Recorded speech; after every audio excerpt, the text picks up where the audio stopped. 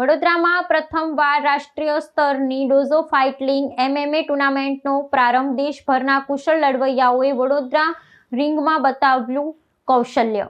ગુજરાતના સાંસ્કૃતિક પાટનગર વડોદરામાં રમતગમત ક્ષેત્રે એક નવો ઇતિહાસ રચાયો છે. શહેરમાં પ્રથમ વખત રાષ્ટ્રીય સ્તરની મિક્સ માર્શલ આર્ટ્સ ટુર્નામેન્ટ ડોઝો ફાઇટલિંગનું ભવ્ય આયોજન કરવામાં આવ્યું છે. આ અનોખી સ્પર્ધામાં દેશભરમાંથી શ્રેષ્ઠ લડવૈયાઓ પોતાની શક્તિ અને કૌશલ્યનું પ્રદર્શન કરવા ઉતરી આવ્યા છે.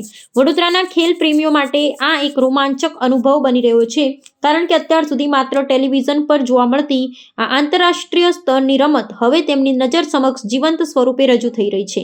આ ટુર્નામેન્ટમાં વિવિધ વજનના જૂથોમાં સ્પર્ધાઓ યોજાઈ રહી છે, જેમાં યુવા ખેલાડીઓ કુસ્તી, બોક્સિંગ અને જુડો જેવી વિવિધ માર્શલ આર્ટ શૈલીઓનો સમન્વય કરી રહ્યા છે. આ સ્પર્ધાનું મુખ્ય લક્ષ્ય ગુજરાતમાં સાહસિક રમતો પ્રત્યે જાગૃતિ લાવવા અને સ્થાનિક પ્રતિભાઓને રાષ્ટ્રીય મંચ પૂરું પાડવાનું છે.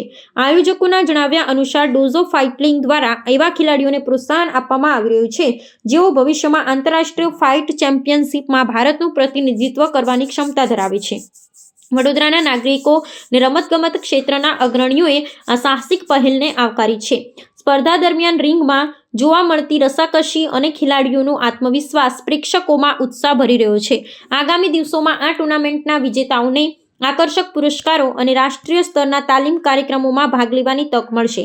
આ કાર્યક્રમ ગુજરાતના રમત જગતમાં એક નવો અધ્યાય ઉમેર્યો છે અને ભવિષ્યમાં આવી વધુ સ્પર્ધાઓ યોજાય તે માટેનો માર્ગ મોકળો કર્યો છે. આમાં અમે નેશનલ લેવલની MMA ટુર્નામેન્ટ રાખી હતી, જે એમેચ્યોર લેવલની હતી. એમાં 10 ડિફરન્ટ કેટેગરીઝના ફાઇટર્સ અને 2 કેટેગરીમાં છોકરીઓ હતા, ફિમેલ કેટેગરી હતી.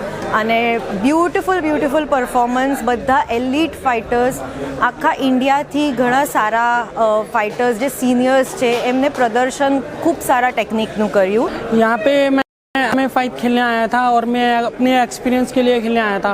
मैं 8 ईयर्स से फाइट कर रहा हूँ. हम यही बोलेंगे कि जितने भी एथलीट्स हैं उनको सपोर्ट करना चाहिए और बहुत ज़्यादा मेहनत करना चाहिए उनको, ताकि वो आगे बढ़ सकें. काफ़ी सारे फाइटर्स होते हैं, उनको बहुत स्ट्रगल करना पड़ता है और उनके पास बहुत सारी अपॉर्चुनिटीज़ नहीं होती हैं.